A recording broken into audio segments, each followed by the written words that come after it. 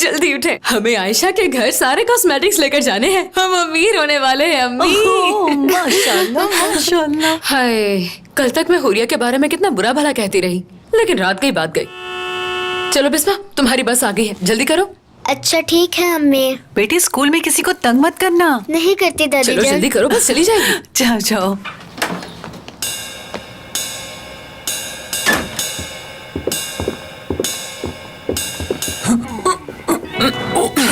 मुझे बताओ कौन है वो लड़की जिसके साथ बाहर बैठे फ्लर्ट कर रहे थे समीर? हुरिया उकाशा है वो। मैंने तुमसे नाम नहीं पूछा, ये बताओ कर क्या रहे थे तुम? सच बताओ, तुम्हारा उस लड़की के साथ चक्कर चल रहा है ना? हुरिया मेरी जान, इतना गुस्सा मत करो, वो मेरी असिस्टेंट है, काम की बात कर रहे थे।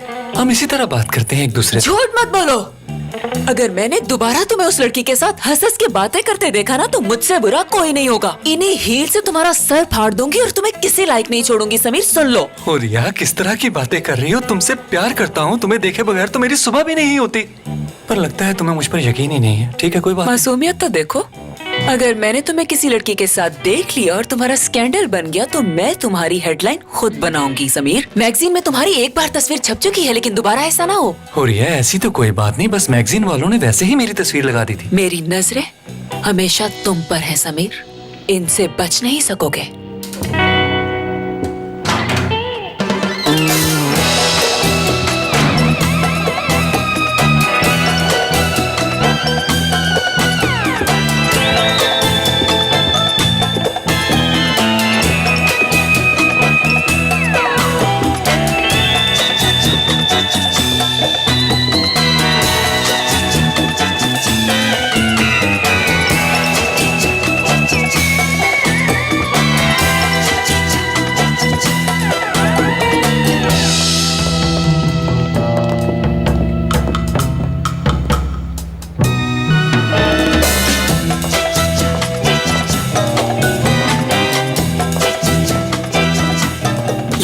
पागल हो गई है, ऐसे देख रही थी जैसे मेरा कत्ल कर देगी।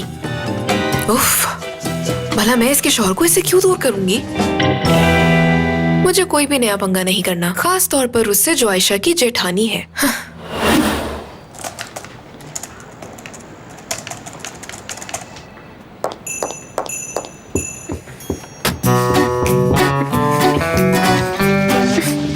ये क्या हरकत हुई भला? मैं अपना फोन ढूंढ रही हूँ। अपने तरीके पे गौर करो जरा। तमीज और तहजीब भी किसी चीज का नाम है। जब किसी के कमरे में दाखिल होते हैं तो आने से पहले दरवाजे पे नॉक करते हैं, पता है? करीम, कभी तो लेक्चर देना बंद कर दिया करो। मैं अपना फोन ढूंढ रही हूँ इसलिए भूल गई। लेकिन तुम्हें क्या हुआ है? अचानक से परेशान हो के लैपटॉप क्यों बंद कर दिया? परेशान हो गया हूँ, और वो भी मैं। एक बात अपने जहन में बिठा लो कि करीम जीतर की डिक्शनरी में हवाइयाँ उड़ने जैसा कोई लफ्ज नहीं है। अच्छा ठीक है, फिर बताओ लैपटॉप पे क्या देख रहे थे? क्यों बंद कर दिया इसे? लो, एक तो बगैर इजाजत मेरे कमरे में घुस आई हो, ऊपर से सवाल भी कर रही हो। मैं यहाँ अपना फोन ढूंढने के लिए आई थी, लेकिन तुमने मुझे बातों में उलझा दिया। बस मोबाइल की टेंशन में ही मैं तुम्हारे ऑफिस में आ गई। वैसे तुम देख क्या रहे थे? क्या देख रहा था? देखो, ऑफिस के कुछ सीक्रेट डॉक्यूमेंट्स भी होते हैं, कुछ सीक्रेट डील्स होती हैं जो हर किसी को नहीं दिखा सकता मैं। मुझसे क्यों डर रहे हो? मुझे तो सब कुछ पता है तुम्हारा। या तुम्हें इस बात का डर है कि तुम्हारी गैर मौजूदगी में मैं तुम्हारा लैपटॉप यूज करूंगी और उस पे पासवर्ड भी नहीं लगा होगा और वो देख लूंगी जो तुम देख रहे थे? मुझे ये नहीं पता, लेकिन जिस तरह तुम अचानक आई तो मैंने लैपटॉप बंद कर दिया। वैसे तुम अपना फोन ढूंढने आई थे, मेरे ऑफिस में तुम्हारा फोन क्या कर रहा है बताओ? करीम, तुम इतने घबराए हुए क्यों हो? क्या देख रहे थे लैपटॉप पे? बता दो मुझे। मैं पहले बता चुका हूँ, कुछ सीक्रेट डॉक्यूमेंट्स हैं। बहुत चालाक हो तुम। नई नई मॉडल्स की तस्वीरें और वीडियोस देख रहे होगे और मुझे देखकर घबरा गए। वही देख रहे थे ना? शायद तुम मेरा नाम भूल गई हो। मैं करीम जीतर हूँ, समझे? कंपनी की मॉडल्स को सिलेक्ट मैं ही करता हूँ, ये काम है मेरा, ओके? और मुझे किसी का खौफ नहीं है। और ये सारी मॉडल्स मेरे आगे पीछे होती हैं, इसलिए मुझे उनकी वीडियोस और तस्वीरें देख के दिल बहलाने का शौक नहीं है। हाँ हाँ ठीक है, तुम्हें जो करना है करो, लेकिन मुझे सफाइयाँ देने की तुम्हें क्या जरूरत है करीम? मुझे इन सब से फर्क नहीं पड़ता। वैसे भी तुम्हारी अम्मी इंतजार कर रही है मेरा। तुमसे फजूल बहस करने का वक्त नहीं है। वैसे भी मेरा दिल तो उनके साथ जाने का भी नहीं कर रहा। ठीक है, तो फिर यहीं बैठे रहो मेरे सर पे। चलो ऐसा कर, तो मैं तुम्हारा फोन ढूंढ के देता हूँ। फोन यार, तुम कहाँ पर हो? फोन कहता है मैं नहीं हूँ। प्लीज आयशा मैडम, आप अपने कमरे में जा सकती हैं। बाहर में जाओ तुम। करीम, क्या समझते हो खुद को? हाँ, बात करने की भी तमीज नहीं है तुम्हें। तुमने आज फिर से फुरकान के साथ बदतमीजी की है ना? क्या मेरी तरह वो भी तुम्हारे लैपटॉप को देख रहा था? क्या कहा उसने तुमसे? तुम्हारे खिलाफ कुछ कहता ही कब है वो, लेकिन उसकी शक्ल से साफ जाहिर था। तुम जरा लैपटॉप से फ्री हो जाओ, फिर पूछती हूँ मैं। अगर कुछ ऐसा वैसा देखना ही है तो इन शीशों के आगे कर्टन्स लगवा लो, कुछ नजर नहीं आएगा।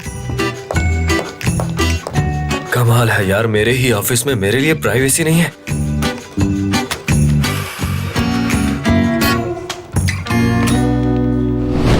अच्छा तो बताएं रजा, क्या हाल ही में आपको इतना गुस्सा आया हो कि आपको समझ ना आ रही हो कि आप क्या करें और आप गुस्से में पागल हो गए हो?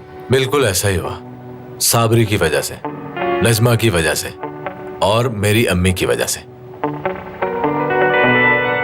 पर आदी हो चुका हूं मैं, मगर अब तो मैं अपना गुस्सा अपने मुलाजमों पर निकाल लेता हूं। पर एक बात सच है कि अब मैं पहले से काफी बेहतर हूं। ये तो अच्छी बात है। और बताएं आपने क्या किया?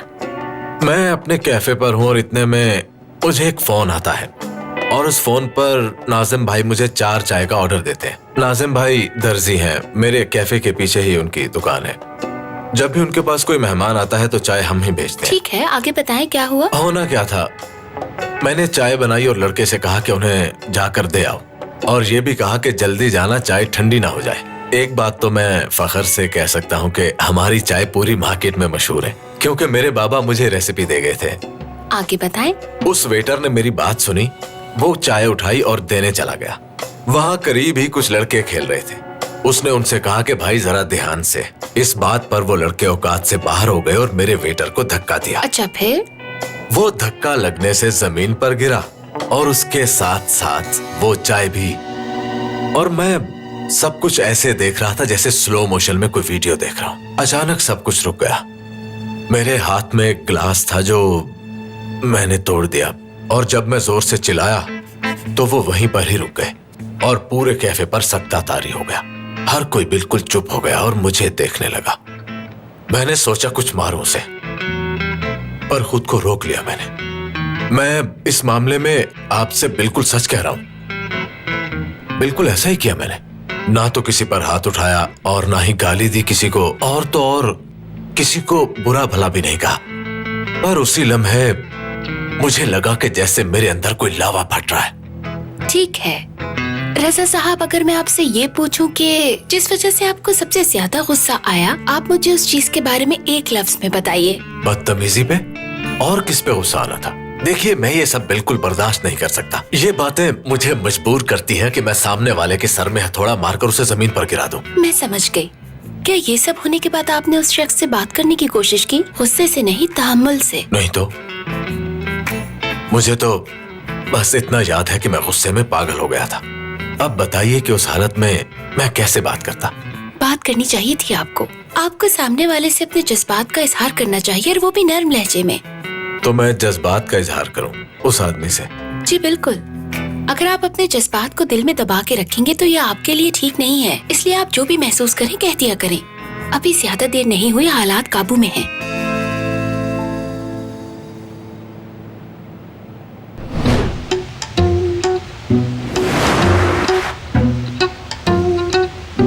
ये देखो आयशा, ये मीना है। ये एक एक्स मिनिस्टर की बीवी है। बहुत सादा है। ये बहुत ही तहम्मुल मिजाज और नर्म तबीयत की मालिक है। ऐसी कम ही देखी है मैंने, लेकिन इसकी नजर बाज से भी ज्यादा तेज है। तुम्हें बस करना यह है कि इसके सामने बहुत ही एहतियात बरतनी होगी। जिसके आगे मुझे एहतियात बरतनी है वो मीना है। इसके सामने इधर उधर मत देखना। कोई भी ऐसी हरकत मत करना जिससे हमें शर्मिंदगी का सामना हो, वरना वो ढंढोरा पीट देगी। ठीक है, समझी? हाँ, ये फौजिया है। ये बहुत ही बड़े बिजनेसमैन की बीवी है। तुम किसी भी बड़े इवेंट पे जाओ, ये वहाँ मिलेगी। इसका बस एक ही मकसद होता है कि सोसाइटी में जो कुछ भी हो रहा है इसे बस मालूम होना चाहिए। ये तुम्हारी हर एक हरकत को नोट करेगी, मगर कुछ कहेगी नहीं, खामोश रहेगी और अपने जहन में राय कायम कर इस तरह लेगी। की औरतें हैं ये, इस तरह की औरतों से तो मुझे वैसे ही बहुत नफरत है। देखो आयशा, इंसान को मिलते जुलते रहना चाहिए। अकेले रहने से कुछ भी नहीं होता। वैसे भी हमारा अपना फैशन हाउस है, तो इस तरह की औरतों से ताल्लुक बिला वजह भी रखना पड़ता है। और ये वो है जिससे तुम्हें सबसे ज्यादा एहतियात बरतनी है। देखो, ये नाजली है। नाजली लग रहा है जैसे बहुत ही कोई भारी चीज हो। किस तरह का अजीब सा नाम है ये नाजली। उसका तो नाम लेते ही जबान लड़खड़ाने लगती है। क्या हो गया है? इतना मत सोचो इसके बारे में। ये एक फाउंडेशन की चेयरमैन है। अभी मैंने तुम्हें जिन 2 औरतों की तस्वीरें दिखाई है ना, वो भी इसकी एक एक बात को गौर से सुनती हैं। इसके मुंह से निकली एक भी बुरी बात इज्जत खराब कर सकती है। इसके सामने किस किस चीज से एहतियात करनी है? ये औरत हर एक छोटी और बड़ी चीज पे नजर रखती है। लोमड़ी की तरह चालाक है और किसी को नहीं पता चलता कि ये क्या सोच रही है। सबसे ज्यादा एहतियात तुम्हें इसी से बरतनी है। ये सांप की तरह जहरीली है, इसका डसा पानी नहीं मांगता। बस यही 3 है। एक भी गलती हुई तो सब कुछ खत्म हो जाएगा। ठीक है, मैं समझ गई कि नाज़ी से सबसे ज्यादा एहतियात बरतनी है। फिक्र न करे, मैं चारों को संभाल लूंगी। ठीक है? 4 नहीं 3 है। नाज़ली खतरनाक है, इसलिए वो 2 के बराबर हुई, तो सब मिला के 4 हो गई। खैर इसे छोड़ो, अब आगे सुनो। अब मैं तुम्हें जो बताने जा रही हूँ वो सबसे अहम बात है। हाँ, खालदा आंटी की दोस्तें भी इन्हीं की तरह की हैं। इनकी तरह उन्हें भी बर्दाश्त कर ही लूंगी। ये तीनों बहुत ही अमीर हैं और अपनी दौलत की चमक दिखाकर तुम्हें नीचा दिखाने की कोशिश करेंगी। हाँ? मालदार खातून है सारी। ठीक है, मैं समझ गई। जानती हो ना क्या करना है तुम्हें? ये बात शुरू कर देना कि तुम्हें इतनी बड़ी यूनिवर्सिटी में दाखिला कैसे मिला। ठीक है। वैसे तुम मूवीज के बारे में भी काफी कुछ जानती हो, तो इस बारे में भी बात शुरू कर सकती हो। ये तो मेरा फेवरेट टॉपिक है। क्या बात है, फिर तो कमाल हो जाएगा। आयशा जान, मुझे तुम पे पूरा भरोसा है, तुम संभालोगी।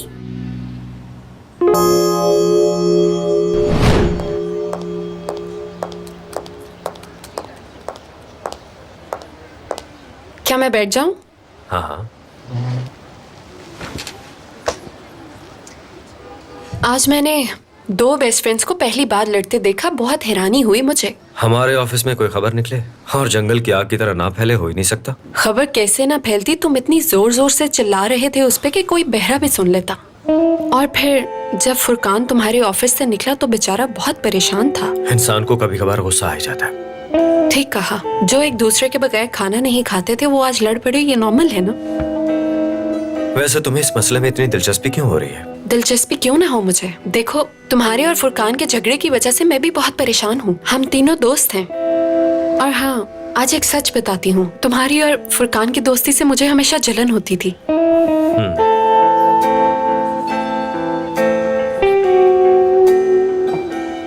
करीम, तुम परेशान हो ना?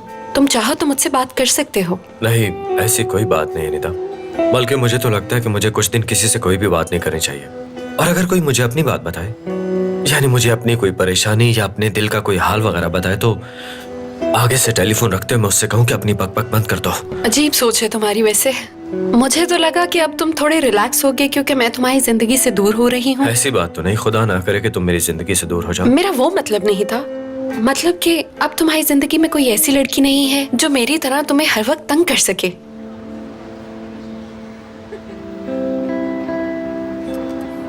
लेकिन मैं इस दोस्ती को कभी खत्म नहीं होने दूंगी क्योंकि हम दोनों बचपन के दोस्त हैं। वैसे तुमसे बात करने का एक फायदा तो है, हम दोनों कम से कम अपनी जिंदगियों के बारे में बात करते हैं। मेरी जिंदगी तुम्हारी जिंदगी की निस्बत बहुत पुरसुकून है। कम से कम मेरी जिंदगी में तुम्हारी जिंदगी की तरह हर रोज को नई मुसीबत नहीं आती। मेरी जिंदगी तो बस घर और काम के बीच ही गुजर रही है।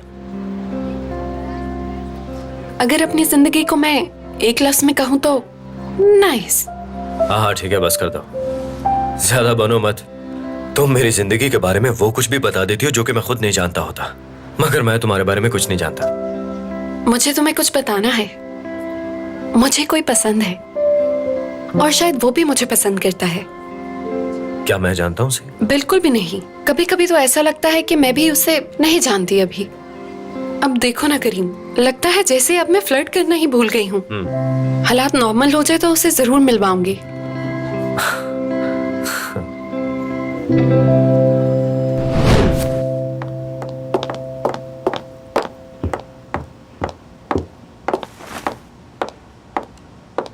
खालदा आंटी, आपकी पसंद का ड्रेस पहना है मैंने। तुम पर बहुत जच रहा है ये ड्रेस, प्यारी लग रही हो माशाल्लाह। जो बताया था वो याद है ना तुम्हें? जी मुझे बिल्कुल याद है खालदा आंटी। मैं बस वही कहूँगी जो आपने बताया। लेकिन मुझे आपसे कुछ पूछना था, अगर आपके पास थोड़ा सा वक्त हो तो। हाँ हाँ जल्दी से पूछ लो। तुम देख रही हो ना, मुझे ड्रेस भी सिलेक्ट करना है। तो आज आपने मुझे ये सिखाया कि अपने से ज्यादा अमीर औरतों से बात कैसे की जाती है। उम्मीद है इसकी मुझे फ्यूचर में बहुत जरूरत पड़ेगी। हमें ये भी देखना होगा कि सामने वाले का हमारे साथ रवैया कैसा है और वो हमारे साथ क्या बात करना चाहता है। अगर उसकी बात का जवाब आपके पास ना हो तो आप बात को अपने अंदाज से बदल सकते हैं। मतलब अच्छा बनने की एक्टिंग करनी है बस। देखो आयशा जान, हम हर इंसान को खुश नहीं कर सकते। बस कोशिश करनी है कि गलती ना हो। बस छोटी छोटी चीजों को ठीक करना है, बाकी सब तो वक्त के साथ ठीक हो ही जाता है। आपने कहा था ना कि मैं जैसी हूँ वैसा नजर नहीं आना, मतलब एक्टिंग ही करनी है। देखो आयशा, मैं तुम्हें सब कुछ बता चुकी हूँ। आप बार बार पूछकर मेरा मूड खराब मत करो। मैं नहीं चाहती कि मेहमानों के आने से पहले हम दोनों में बहस हो। खालदा आंटी, आखिर मैं आपसे बहस क्यों करना चाहूंगी? मैं तो बस ये सोच रही थी कि जो मेहमान आ रहे हैं, क्या हम उनके सामने थोड़ा नॉर्मल नहीं रह सकते? आपको नहीं लगता कि यही ठीक रहेगा? हमें सबको वही दिखाना चाहिए जो असल में हम हैं। आयशा जान, मैं तुम्हें उठना सिखा सकती हूँ, बैठना सिखा सकती हूँ और ये भी सिखा सकती हूँ कि लोगों से बात क्या करनी है, लेकिन इंसानों को पहचानने का हुनर तुम्हें खुद सीखना होगा। ये जिंदगी हमें सिखाती है कि जो इंसान जैसा दिखता है वैसा होता नहीं। खैर छोड़ो, अब ये इन बातों का वक्त नहीं है, मुझे तैयार भी होना है। वैसे भी इन सब बातों को करने का कोई मतलब नहीं है। तुम बस वैसा ही करना जैसा मैंने तुम्हें बताया है और कुछ नहीं। अच्छा सुनो, अपने चेहरे से ये परेशानी वाले तासुरात बिल्कुल खत्म कर दो। अगर मीना ने देख लिया तो ढंडोरा पीट देगी। तुम्हें बस ये ध्यान रखना है कि तुम यूनिवर्सिटी में पढ़ती हो और एक पढ़ी लिखी लड़की हो जिसे सब कुछ आता है। जी ठीक है, मुझे अच्छी तरह से याद है, कैसे भूल सकती हूँ। चलो मुस्कुराओ, शाबाश। कितना आसान है, बस ऐसे ही।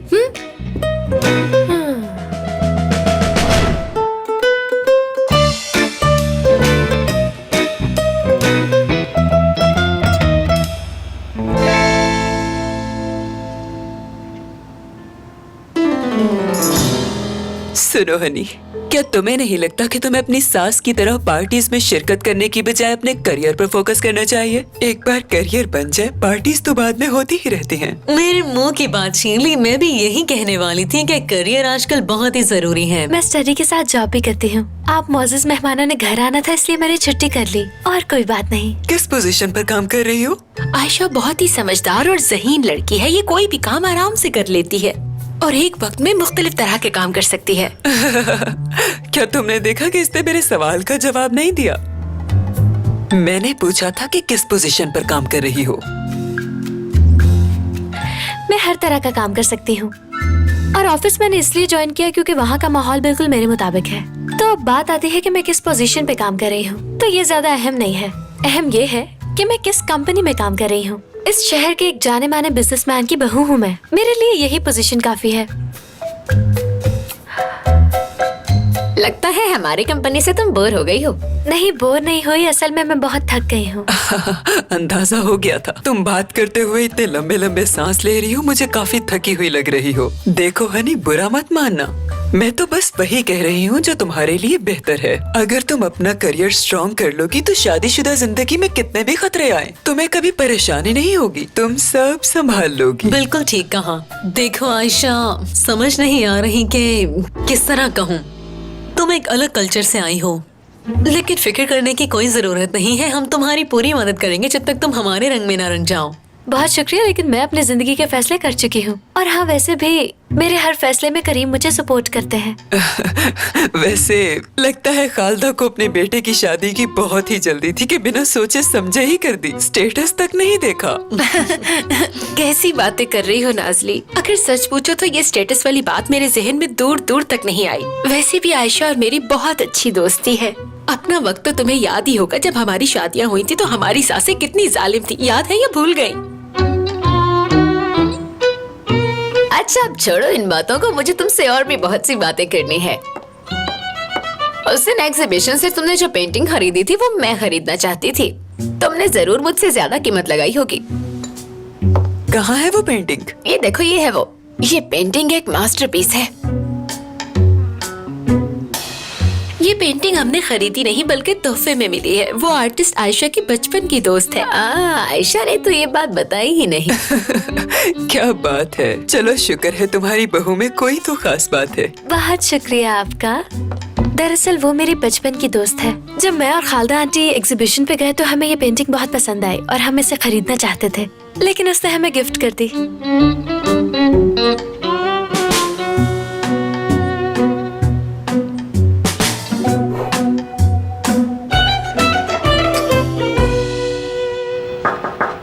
आ जाओ। आपने मुझे बुलाया मोहसिन अंकल? हाँ मैंने बुलाया है। करीम को भी आने दो, फिर बात करते हैं। बाबा, क्या आपने मुझे बुलाया था? खैरियत है ना? देखो, मैं समीर के मामले पे दोबारा बात नहीं करना चाहता। ये बताओ कि तुम कल रात कहां पर थे? बाबा, मैं तो आपको कसम दे सकता हूँ कि अपने बेड पे मजे से सो रहा था मैं।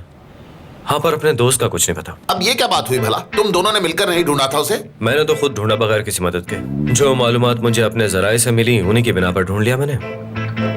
देखो बरखुरदार, मैं नहीं चाहता कि इसमें बहू को भी शामिल किया जाए, लेकिन ये समीर की इस तरह दोस्त के घर जाने वाली बात मुझे कुछ हजम नहीं हो। देखिए मोहसिन अंकल, इस सब में मेरा कोई कसूर नहीं है। मैं आपको सब सच बताता हूँ। दरअसल समीर भाई ने कुछ ज्यादा ही पी ली थी। अब इस हालत में उन्हें अकेला कैसे छोड़ता? फुरकान, अब करीम को ही देख लो। मैंने इसे कई बार रंगे हाथों पकड़ा है उल्टी सीधी हरकतें करते हुए, और बहुत डांट भी खाई इसने, लेकिन आखिरकार ये रुक गया। और फिर शादी के लिए हाँ भी कर दी इसने, लेकिन ये रुक गया और समीर इसके नक्शे कदम पे चल पड़ा। जब हम हुरिया को देखने गए, वो हमें पसंद आ गई और हमने मंगनी कर दी, और समीर को इससे कोई एतराज भी नहीं था। सब उसकी मर्जी से हुआ। लेकिन अब ऐसा क्या हो गया कि उसे मसले दरपेश आने लगे, और इसी बात ने दिन रात मुझे परेशान कर रखा है। आप ठीक कह रहे हैं बाबा। तुम उस रात अपने भाई को अकेला छोड़कर आ कैसे गए? बाबा, वो एक मैच्योर आदमी है। आप तो जानते हैं कि अब मुझे ऐसी जगहों पर जाना पसंद नहीं है। मैंने फुरकान पर भरोसा किया और उन्हें इसके सहारे छोड़कर चला है यहाँ। सारा कसूर मेरा ही है। इसे गौर से देखकर कहो, ये भरोसे के काबिल लगता है? मोहसिन अंकल, मैंने जानबूझ के ऐसा नहीं किया, और समीर भाई ने भी जानबूझकर ऐसा नहीं किया। बस हालात ही कुछ ऐसे बन गए थे। समीर भाई ऐसे बिल्कुल नहीं है, इस बात की गारंटी मैं देता हूँ। लेकिन फिर भी वो ऐसी जगह पर चला गया। गलती तो इंसान से ही होती है ना अंकल। देखो, मुझे तुम्हारी बात पर यकीन नहीं, और वैसे भी तुम्हें शादी कर लेनी चाहिए। यही सबके लिए बेहतर है। अंकल प्लीज मेरी शादी मत करवाएं। दोबारा ऐसा नहीं करूंगा, यकीन कीजिए। तो ठीक है, कसम खाओ, ये अपनी बीवी से ज्यादा वक्त तुम्हारे साथ गुजारता है। ऐसा क्या है तुम में? अल्लाह अल्लाह, मैंने तुमसे जो कहना था वो कह दिया। और अगर आज के बाद दोबारा समीर ने ऐसी कोई भी हरकत की तो जिम्मेदार तुम दोनों को समझूंगा, और सबसे ज्यादा जिम्मेदार तुम्हें समझूंगा। फुरकान, समझ गए? क्या आपको कुछ और कहना है बाबा? नहीं जनाब, और कुछ नहीं।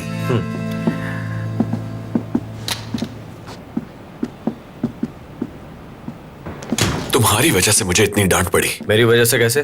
क्या मैंने तुमसे कहा था कि तुम नशे की हालत में इतनी बेवकूफी वाली हरकतें करते फिरो? तुम उस लड़की को मेरे घर लेके गए थे, इसलिए मैं समीर भाई को नहीं लेके जा सका, और इसीलिए इतना सब सुनना पड़ा मुझे। आवाज नीचे रखो जरा तुम। नहीं करूंगा। क्या कर लोगे तुम मेरा? हाँ, तो क्या तुम मुझसे लड़ना चाहते हो? बिल्कुल नहीं, क्योंकि लड़ तो हम पहले ही चुके हैं। इससे ज्यादा तुम्हें अगर कुछ करना है तो तुम मुझ पर हाथ उठा सकते हो। मैं यहीं खड़ा हूँ। कैसी फजूल बातें कर रहे हो तुम? तुम्हारी वजह से मेरी भी पेशी होगी आज। तुम ये बात मानने से डरते हो कि तुम्हें आयशा से मोहब्बत हो गई है। बर्बाद कर देगी वो तुम्हें। वो कुछ नहीं कर सकती।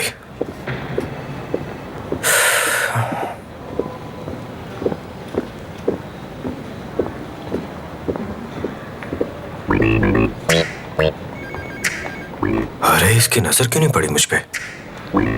ऐसा तो कभी नहीं हुआ पहले। ये मुझे क्या हो गया है? आपको शायद पता नहीं कि मुझे मूवीज देखने का कितना शौक है, खास तौर पे सिनेमा हॉल में बैठ के। बहुत दीवानी है ये मूवीज की। इतनी मूवीज देखती है कि पूछो ही मत। चलो जल्दी आ जाओ बहू। जी अम्मी जी, चलिए। अम्मी और भाभी यहाँ?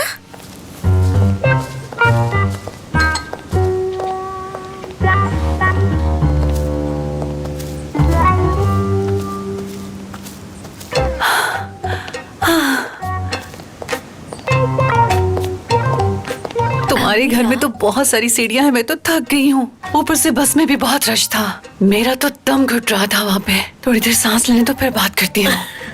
खालदा बहन, खुश आमदीद। प्यारी लग रही है। कैसी हैं आप सब? खालदा बहन, आप तो हमेशा ही प्यारी लगती हैं। बहुत भारी है। अम्मी भाभी, आप अचानक किस तरह? मैं तो हैरान हो गई। हुरिया ने कॉल की थी हमें। उसी ने बुलाया हमें। मैं नहीं जानती थी कि तुम्हें इस बारे में नहीं पता आयशा। खालदा, क्या इन लोगों से हमारा तारुफ नहीं करवाओगी? हाँ हाँ, क्यों नहीं, क्यों नहीं। ये आयशा की अम्मी है मदीहा, और ये खूबसूरत लड़की आयशा की भाभी है। इसका नाम नजमा है। अपना मजीद तारुफ करवा देती हूँ मैं। मेरी एक बेटी भी है माशाल्लाह। अब आप सोच रही होंगी कि एक माँ होने के बावजूद मैं इतनी फिट कैसे हूँ, इतनी फुर्ती, चेहरे पर ये रौनक। इस सब का राज है असली प्रोडक्ट्स? मैं कुछ समझी नहीं। ये देखे, ये सारी इंपोर्टेड ब्रांड्स की रेंज है। ये सब मेड इन स्पेन है, और इन सब का कोई साइड इफेक्ट भी नहीं है। भाभी, आप अपने ये प्रोडक्ट्स अंदर जाके बेच लें प्लीज। आयशा, मैं के अंदर कुर्सी और सोफों को अपनी प्रोडक्ट्स बेचूंगी। तुम भी बहुत अच्छा मजाक करने लग गई हो आयशा, कसम से। तुम यही रुको ना, बहुत अच्छी बातें कर रही हो। अच्छा, अब तुम आ ही गई हो तो कोई अच्छा सा ब्लश ऑन दे दो जो मेरे स्किन टोन पर मैच करे। और कितने का है ये? वैसे तो हम ये 500 का बेचते हैं, लेकिन आप तो हमारे अपने हैं और आपसे कैसा मुनाफा कमाना। आप ऐसा कीजिए, 400 ही दे दीजिए। ओहो, इतना महंगा? क्या मुझे इस पर थोड़ा और डिस्काउंट नहीं मिल सकता? अरे मेरी बहू अभी इस कारोबार में नहीं है ना, इसलिए उसको मालूम नहीं है। आप ऐसे करें कि 300 ही दे दें, हमें कोई मसला नहीं। कितनी दरिया दिल है आप। शुक्रिया। फौजिया, तुम भी कमाल करती हो वैसे। खालदा, ये बताओ, क्या तुम हमारे साथ कोई प्रैंक शूट कर रही हो? नहीं, ऐसा क्यों कहा? क्या हम सब यहाँ इसलिए इकट्ठा नहीं हुई कि औरतों की माशी आजादी के बारे में बात की जाए? और ऐसी औरतें जो अपना खुद का बिजनेस स्टार्ट करना चाहती हैं, वो भी महदूद ज़राए में रह के, ऐसा ही है ना? तुम बिल्कुल ठीक कह रही हो। इनको इसीलिए यहाँ पर बुलाया है कि ये अपने कारोबार को बढ़ा सके और इन्हें देखकर और भी औरतों में हौसला पैदा हो। हम इन्हें प्रेस कॉन्फ्रेंस और बोर्ड मीटिंग में भी बुलाएंगे। हमेशा ऐसी औरतों के बारे में बात करती हो, आज इनको सामने देखकर क्या हो गया? जरा देखो, अपने घर के साथ साथ अपने कारोबार को भी संभाल रही हैं, मेहनत कर रही हैं दोनों।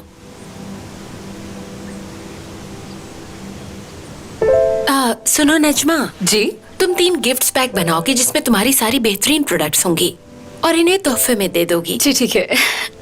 और इसके साथ ये भी कहना चाहूंगी कि आप दोनों जो इतनी मेहनत कर रही हैं, हमारी फाउंडेशन इसको खराजी तहसीन पेश करती है। अरे मुझे तो शर्म आ रही है। मुबारक हो अभी देखें कितनी तारीफ हो रही है हमारी। मैं तो इतनी देर से बोल बोल कर थक गई हूँ और पेट में भी चूहे दौड़ रहे हैं। मुझे लगता है अब हमें कुछ खाना चाहिए। चलो खाते हैं। शुरू करो। अरे नजमा, देखो जरा, वो माली कितनी हसरत भरी निगाहों से हमारी तरफ देख रहा है। इसे भी एक गिफ्ट पैक बनाकर दे देना। इसे भी शायद मेकअप की जरूरत पड़ जाए। ठीक है। मेकअप करेंगे आप? जी बिल्कुल नहीं। मुझ जैसे खूबसूरत आदमी को भला मेकअप की क्या जरूरत? सुनो जरा। मैं साथ आपको ये फूल भी दे रही हूँ, आपके कपड़ों से मैच भी कर रहे हैं ना?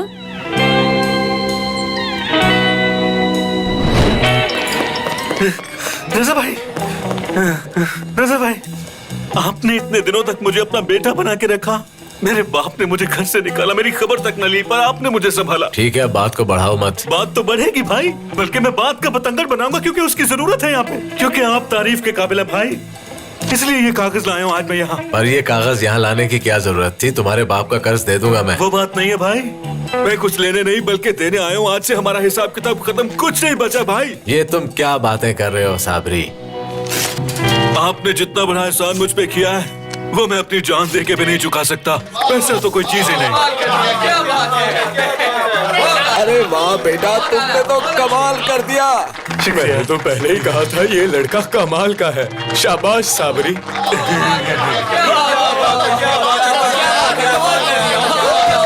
बस इस बात पर तो साबरी भाई को कंधों पे उठाना चाहिए। हाँ, उठाओ इसे कंधों पर। तमाशा है ये सब अपनी फैमिली के लिए किया मैंने, उस फैमिली के लिए जिसका आपने मुझे हिस्सा बनाया भाई।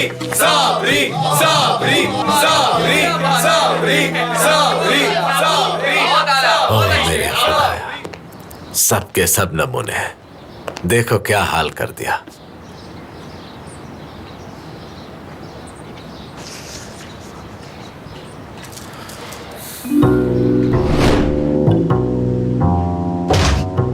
अरे नॉक तो कर देती। खुद को बहुत चालाक समझती हो ना? इधर आओ जरा। मैं सब जानती हूँ, ये सारा खेल तुम्हारा रचाया हुआ है ना? मैं तुम्हारा हुलिया बिगाड़ दूंगी। हुरिया, तुम मुझे जानती नहीं हो अभी। देखो हुरिया, मैं बहुत धीमे मिजाज की लड़की हूँ, लेकिन अगर बात मेरे घर वालों पे आ जाए तो मैं किसी कीमत पर खामोश नहीं बैठूंगी। अगर आज अम्मी और भाभी की बेइज्जती हुई या उन्हें इस घर में हूट किया गया तो तुम सोच नहीं सकती कि तुम्हारे साथ क्या होगा। समीर, अपना मुंह बंद रखो। हाँ, अब जो मैं कहने जा रही हूँ उसे गौर से सुनो जरा। मैं तुम्हारा गला काट दूंगी, समझी? और भूल जाऊंगी कि तुम इस घर की बहू हो। आज आखिरी बार समझा रही हूँ, अच्छी तरह समझ जाओ। तुम मेरी भाभी और अम्मी से कभी नहीं मिलोगी, और अगर फिर भी तुमने ऐसा किया तो तुम्हारी जिंदगी का आखिरी दिन होगा वो चुड़ैल कहेगी। ठीक है, मैं वादा करती हूँ आज के बाद ऐसा कुछ नहीं होगा। और अगर अगली बार ऐसा हुआ तो इस बार जो मैंने कहा है ना, वो मैं कर गुजरूंगी। मैं तुम्हें इतना मारूंगी कि तुम्हारा सारा नक्शा बदल जाएगा, कोई पहचान नहीं पाएगा तुम्हें। जो मैंने कहा तुम्हें याद रहे।